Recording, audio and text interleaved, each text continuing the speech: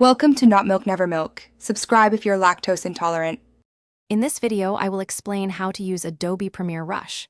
To begin, open the application and tap Create a New Project. You can then import media directly from your device or cloud storage.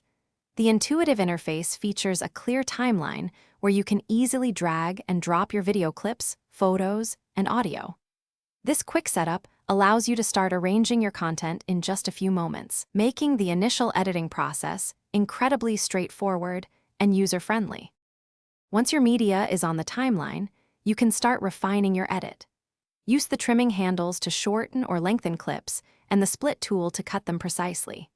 Adjust audio levels for individual clips or the entire track, and easily add background music from Rush's library or your own files.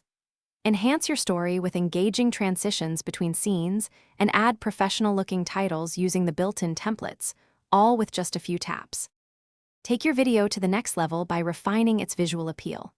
Premiere Rush offers powerful color correction tools, allowing you to adjust exposure, contrast, and saturation, or apply one of many preset filters. You can also modify clip speed to create dramatic slow-motion sequences or energetic fast-motion segments. Explore a variety of graphic templates for lower thirds or intros, and add overlays to give your project a unique and polished feel. When your masterpiece is complete, it's time to share it with the world. Tap the share icon to access export options.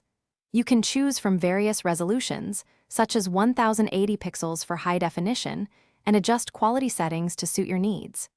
Premiere Rush allows direct sharing to popular social media platforms like YouTube, Instagram, and Facebook, ensuring your video reaches your audience quickly and efficiently, ready for viewing. Thanks for watching. If this was helpful, leave a like and consider subscribing. See you next time.